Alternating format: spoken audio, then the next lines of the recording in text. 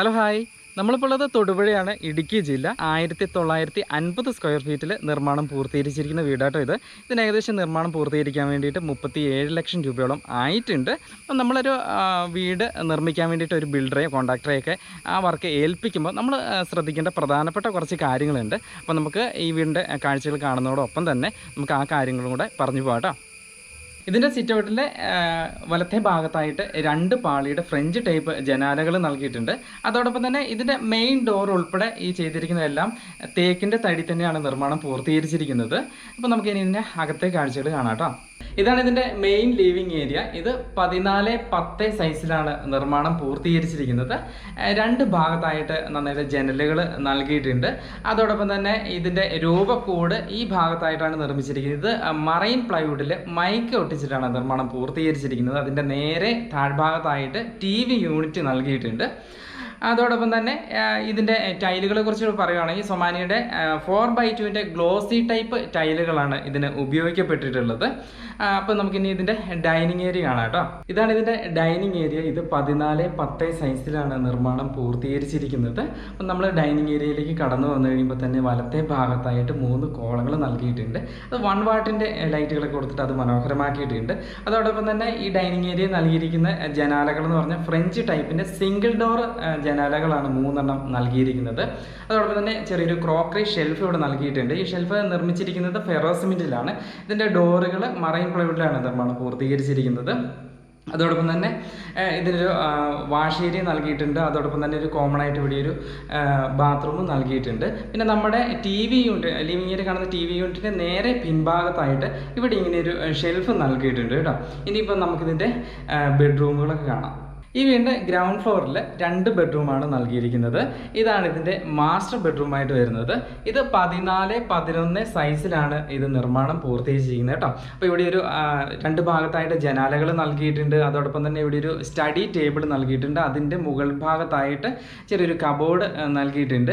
പിന്നെ വലത്തെ ഭാഗത്തായിട്ട് ഒരു അലമാര ചെയ്തിട്ടുണ്ട്. ഈ അലമാര ചെയ്തിരിക്കുന്നത് ഫെറോ സിമെന്റിൽ നിർമ്മാണം പൂർത്തീകരിച്ചിരിക്കുന്നതാണ്. ഇതിൻ്റെ ഡോറുകളൊക്കെ മറൈൻ പ്ലൈവുഡിലാണ് ചെയ്തിരിക്കുന്നത്. അതോടൊപ്പം തന്നെ ഈ ഒരു റൂം ബാത്റൂം അറ്റാച്ച്ഡ് ആണ്. അതോടൊപ്പം തന്നെ ഇതിന് ഉപയോഗിച്ചിരിക്കുന്ന ടൈലുകൾ എന്ന് പറഞ്ഞാൽ 2x2 വെറ്റ് ടൈലാണ് ഇതിന് ഉപയോഗിച്ചിരിക്കുന്നത് കേട്ടോ.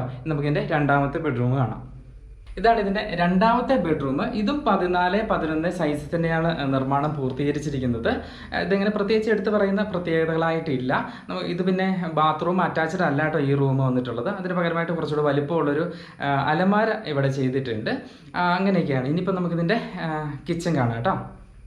ഇതാണ് ഇതിൻ്റെ ആദ്യത്തെ കിച്ചൺ. ഇതിന് 2 കിച്ചണുണ്ട് ഈ വീടിന്.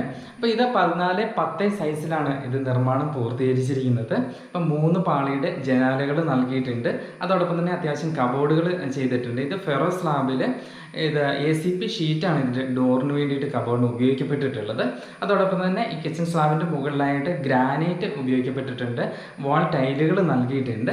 ഇനി നമുക്കിതിൻ്റെ രണ്ടാമത്തെ കിച്ചണിലേക്ക് പോകാം. അപ്പോൾ ഇതാണ് ഇതിൻ്റെ രണ്ടാമത്തെ കിച്ചൺ. രണ്ടാമത്തെ കിച്ചണാണ് ഫയർ കിച്ചണായിട്ട് ഉപയോഗിക്കുന്നത്. അതോടൊപ്പം തന്നെ വർക്ക് ഏരിയ ആയിട്ടും ഈ ഒരു ഭാഗം തന്നെയാണ് ഉപയോഗിക്കുന്നത്. ഇതിനും അത്യാവശ്യം കബോർഡുകളൊക്കെ നൽകിയിട്ടുണ്ട്. പിന്നെ ഈ കിച്ചൺ 2ലും ഉപയോഗിക്കപ്പെട്ടിട്ടുള്ള ടൈലുകൾ 2x2 മാറ്റ് ഫിനിഷ് ടൈലുകളായിട്ടാണ് ഉപയോഗിക്കപ്പെട്ടിട്ടുള്ളത്.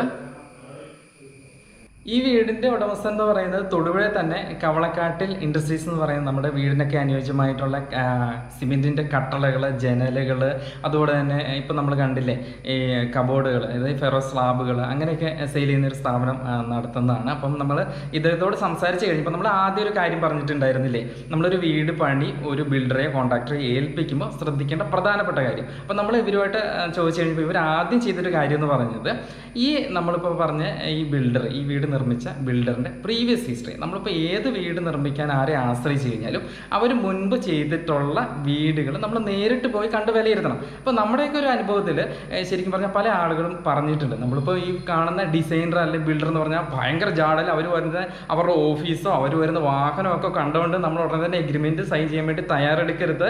അങ്ങനെ പെട്ടുപോയിട്ടുള്ള ഒരുപാട് വ്യക്തികളുണ്ട്.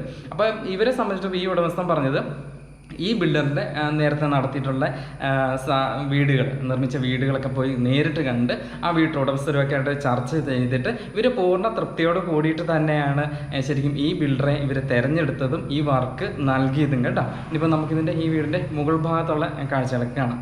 നമ്മളിതിൻ്റെ മുകൾ ഭാഗത്തേക്ക് വന്നു കഴിയുമ്പോഴത്തേനും ഇവിടെ ഇങ്ങനെ ഒരു ഫാമിലി ലിവിങ് ഏരിയ നൽകിയിട്ടുണ്ട്.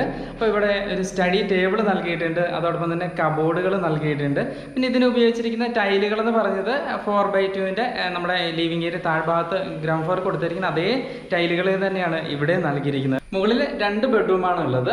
ഇതിൻ്റെ ആദ്യത്തെ ബെഡ്റൂമാണ്. ഇത് 14x11 സൈസിലാണ് നിർമ്മിച്ചിരിക്കുന്നത്. ഒരു ബുക്ക് ഷെൽഫ് നൽകിയിട്ടുണ്ട്. ഒരു ഭാഗത്തായിട്ട് 3 പാളിയുടെ ജനാല നൽകിയിട്ടുണ്ട്. മറ്റേ വശത്ത് ഓരോ പാളിയുടെ 2 ജനാലകൾ നൽകിയിട്ടുണ്ട്. ഇത് ബാത്റൂം അറ്റാച്ച്ഡ് ആയിട്ട് ഈ റൂം വന്നിട്ട് അങ്ങനെയാണ്. ഇതിന് ഉപയോഗിച്ചിരിക്കുന്ന ടൈല് 2x2 വെട്ടിഫൈ ടൈലാണ് ഉപയോഗിച്ചിരിക്കുന്നത്. ഇനി നമുക്ക് ഇതിൻ്റെ അടുത്ത ബെഡ്റൂം കാണാം. ഇതാണ് ഇതിൻ്റെ രണ്ടാമത്തെ ബെഡ്റൂം. രണ്ടാമത്തെ ബെഡ്റൂം 10x10 സൈസിലാണ് നിർമ്മാണം പൂർത്തീകരിച്ചിരിക്കുന്നത്. ഇതും ബാത്റൂം അറ്റാച്ച്ഡ് ആണ്. 2 ഭാഗത്തായിട്ട് ജനാലകൾ നൽകിയിട്ടുണ്ട്. പിന്നെ ഇതിന് ഉപയോഗിച്ചിരിക്കുന്ന ടൈൽ എന്ന് പറയുന്നത് 2x2 വെട്ടിഫൈ ടൈലുകൾ തന്നെയാണ് ഇതിന് ഉപയോഗിച്ചിരിക്കുന്നത് കേട്ടോ.